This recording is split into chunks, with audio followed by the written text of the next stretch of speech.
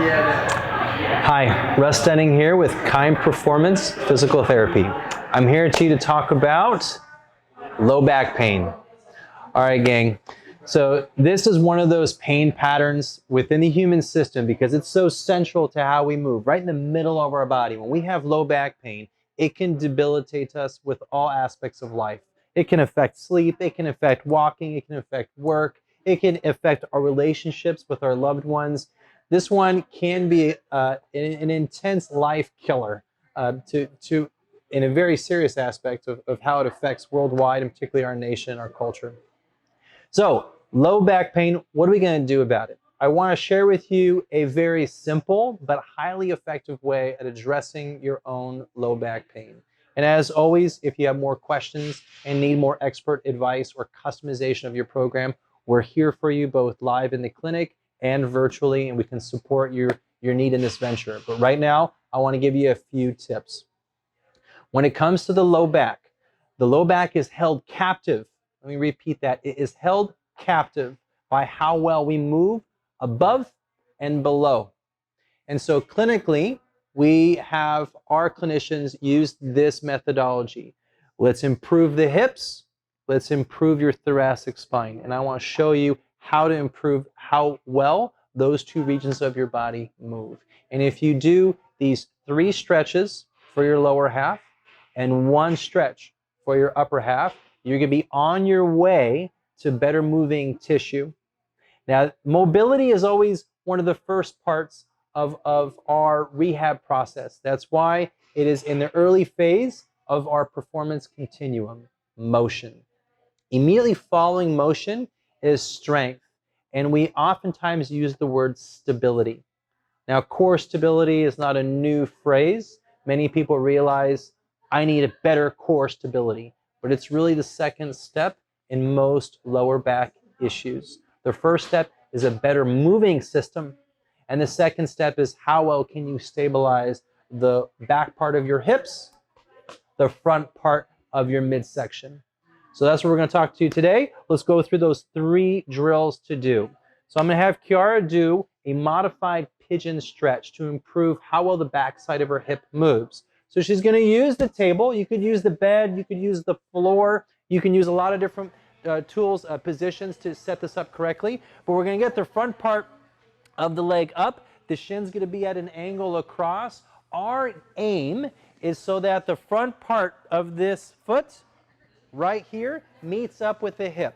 Okay? So if you can get the front part of that heel to the front part of your hip, you're doing it pretty darn good. Now, if you want a deeper stretch, you can simply lean over onto the couch, onto the bed. Like I said, you could do this on the floor for a higher level stretch. So this is a modified pigeon stretch that affects the backside of our hip.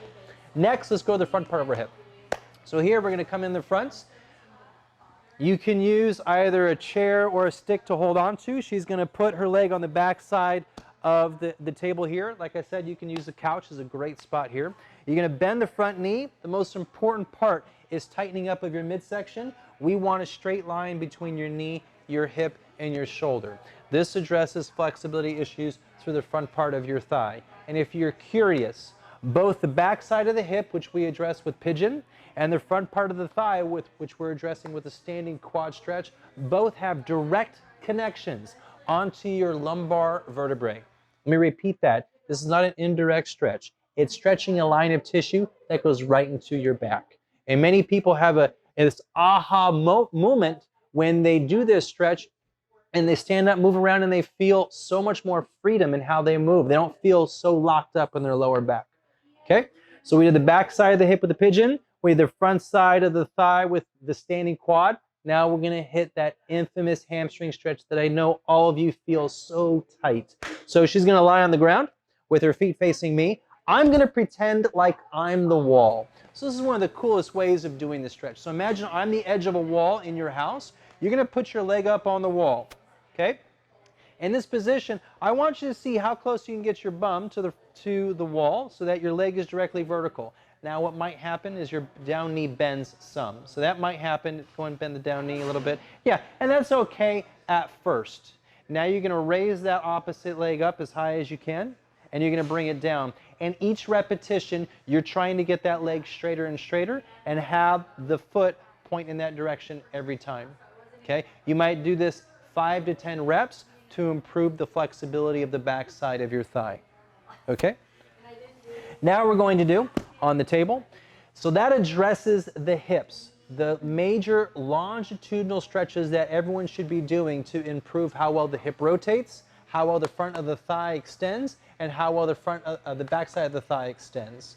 Now we need to address the thoracic spine, the area above the lower back. So here we lie on our side. Go and lie on your side facing me.